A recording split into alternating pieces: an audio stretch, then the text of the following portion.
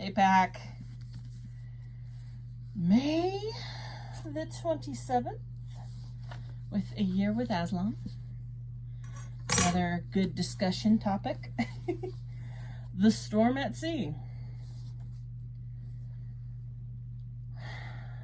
There came an evening when Lucy, gazing idly astern at the long furrow or wake they were leaving behind them, saw a great rack of clouds building itself up in the west with amazing speed. Ay, ay, ay. Then a gap was torn in it, and a yellow sunset poured through the gap. All the waves behind them seemed to take on unusual shapes, and the sea was a drab or yellowish color like dirty canvas. The air grew cold. The ship seemed to move uneasily, as if she felt danger behind her. The sail would be flat and limp one minute and wildly full the next. While she was noting these things and wondering at a sinister change which had come over the very noise of the wind, Drinian, I'm not sure how to say his name, Drinian cried, "All hands on deck!" In a moment, everyone became frantically busy. The hatches were battened down. The galley fire was put out. Galley fire? Sorry, I misread that. I was like, wait, the ship's on fire? I think we would have been worried about that first. But now, yeah. The galley fire was put out. Men went aloft to reef the sail. Before they had finished, the storm struck them. It seemed to Lucy that a great valley in the sea opened just before their bows, and they rushed down into it, deeper down than she would have believed possible. A great gray hill of water, far higher than the mast, rushed to meet them. It looked like certain death, but they were tossed to the top of it. Then the ship seemed to spin around. A cataract of water poured over the deck. The poop and forecastle were like two islands with a fierce sea between them. Up aloft, the sailors were lying out along the yard, desperately trying to get control of the sail. A broken rope stood out sideways in the wind, as straight and stiff as if it were a poker. And all the next day, and all the next, it went on. It went on till one could hardly even remember a time before it had begun. And there always had to be 3 men at the tiller, and it was as much as 3 could do to keep any kind of course. And there always had to be men at the pump, and there was hardly any rest for anyone, and nothing could be cooked, and nothing could be dried, and 1 man was lost overboard, and they never saw the sun. The Voyage of the Dawn Treader. What would be the most difficult part of the storm for you? I mean, all of it? I don't think I could. I mean, I guess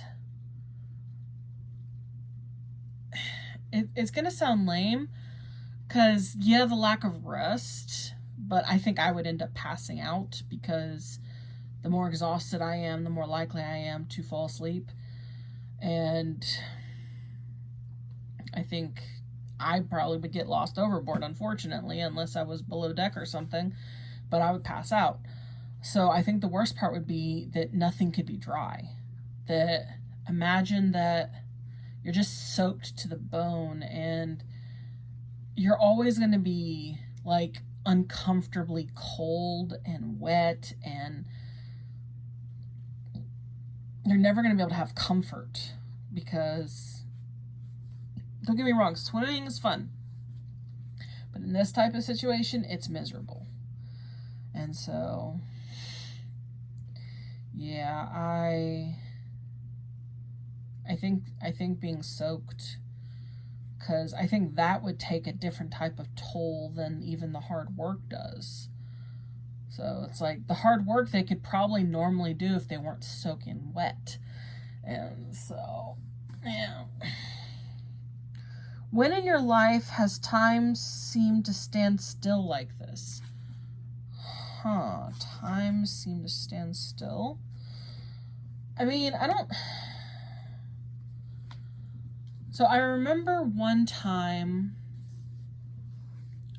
when I was offered a promotion, and it's like time froze and my brain went eerily silent. I have never, like, my brain is usually full of lots of clatter, you know, it's cluttered. And it was in that moment, it was like this perfect calm, like the calm before a storm kind of calm. It was like empty. And I had never really experienced anything like that, at least that I remembered. And it was as if time wasn't moving. And I had a similar experience many years later, when I was laid off. And I had that same kind of, it's like calming, like emptiness. But other than that, like in bad stuff, I mean, I guess that is a bad thing because getting laid off really sucked. One was a good, one was a bad, so I guess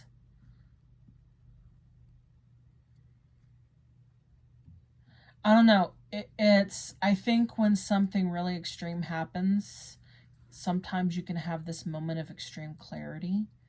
And, you know, as a Christian, I'm like, I believe that's when God was talking to me. And the fact to, like, I'm telling you, I do not,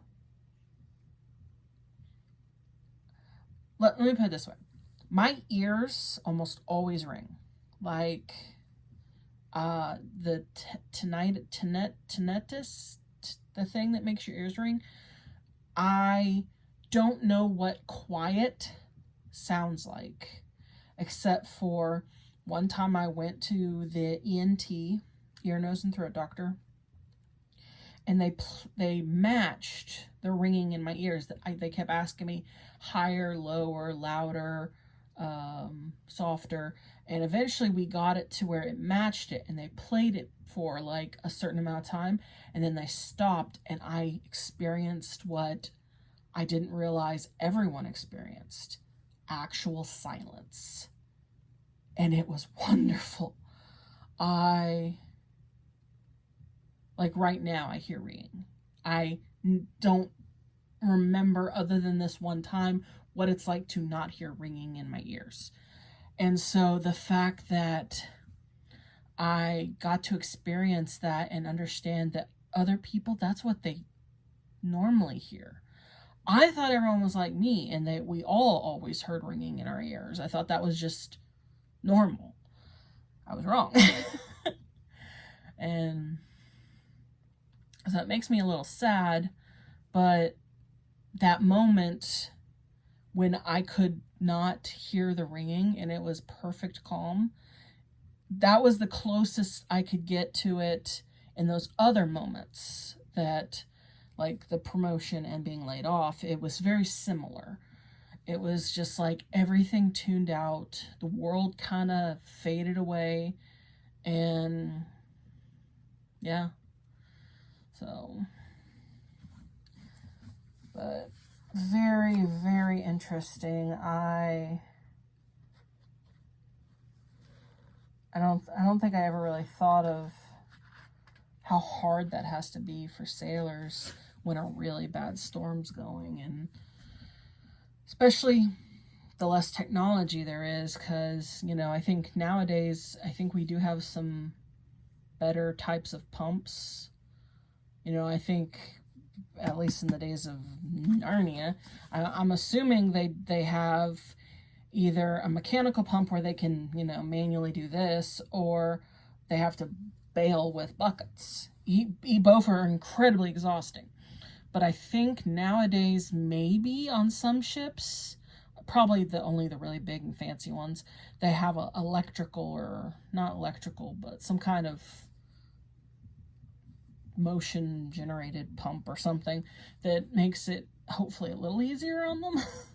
If not, we need to get on that technology because this is 2025. I mean, get on with that.